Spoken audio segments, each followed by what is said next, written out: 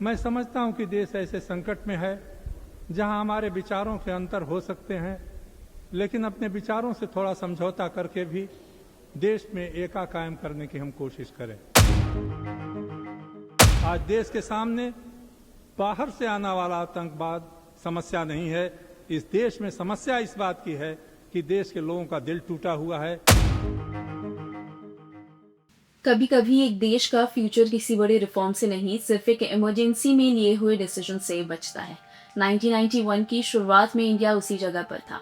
Political instability peak पर थी, collision governments fragile हो चुकी थी और इंडिया की इकोनॉमी काफी स्ट्रेस के अंदर जा रही थी। फॉरेन एक्सचेंज रिजर्व्स तेजी से गिर रहे थे, इंटरनेशनल कॉन्फिडेंस बिल्कुल लो था और एक डिफॉल्ट का मतलब सिर्फ इकोनॉमिक फेलियर नहीं बल्कि पूरी इंटरनेशनल क्रेडिबिलिटी का कोलैप्स होना माना जाता था। इन सब के बीच प्राइम मिनिस्टर बने चंद्रशेखर सिंह। चंद्रशेखर, सत्यनिष्ठा से प्रतिज्ञा करता हूँ कि मैं विधि द्वारा स्थापित भारत के संविधान के प्रति सच्ची श्रद्धा और निष्ठा रखूंगा। उनकी सरकार एक अल्पमत सरकार थी जो एक्सटर्नल सपोर्ट पर टिकी हुई थी। पार्लियामेंट में नंबर्स कम थे लेकिन चैलेंजेस बहुत सारे थे। इसीलिए उनका रोल एक्सपेंशन या एम्बिशन का नहीं बल्कि इस ऑनगोइंग क्राइसिस को संभालने का था। चंद्रशेखर ने हालात को नजरअंदाज नहीं किया। इंपोर्ट बिल्स लगातार बढ़ रहे थे, ऑयल प्राइसेस ऊपर नीचे हो रहे थे और इंटरनेशनल रिजर्व्स बहुत खतरनाक लेवल तक गिर चुके थे। डिफॉल्ट का रिस्क बिल्कुल रियल था। इसी दौर में उन्होंने एक ऐसा फैसला लिया जो पहले कभी नहीं लिया गया था, इंडिया के गोल्ड रिजर्व का एक हिस्सा गिरवी रखना ताकि शॉर्ट टर्म कैश की प्रॉब्लम को संभाला जा सके। पॉलिटिकली ये फैसला अनकंफर्टेबल था लेकिन इकोनॉमी के लिए अनअवॉइडेबल था। इस पूरे डिसीजन का एक ऑब्जेक्टिव था सिस्टम को टूटने से बचाना।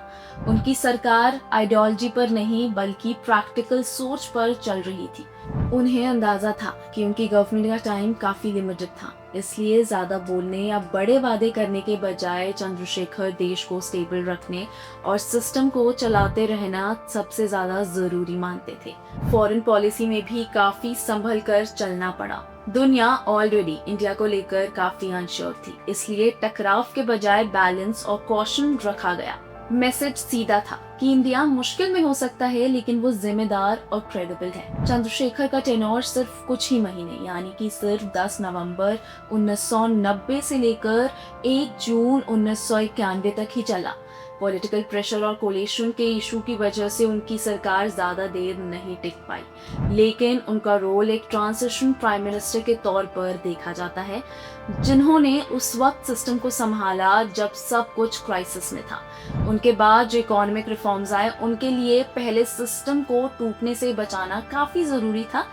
इस सेंस में चंद्रशेखर का कंट्रीब्यूशन ज्यादा दिखाई नहीं दिया, लेकिन देश के लिए ये काफी इम्पोर्टेंट था। भारत के पॉलिटिकल हिस्ट्री में उनका दौर ये याद दिलाता है कि कभी कभी लीडरशिप का मतलब नए चैप्टर्स लिखना नहीं होता बल्कि कहानी को टूटने से बचाना भी होता है ताकि आगे बढ़ने का मौका बना रहे। कैसी लगी आपको हमारी ये वीडियो, हमें कमेंट्स में जरूर बताएं। वीडियो को लाइक करें और चैनल को सब्सक्राइब करना बिल्कुल ना भूलें।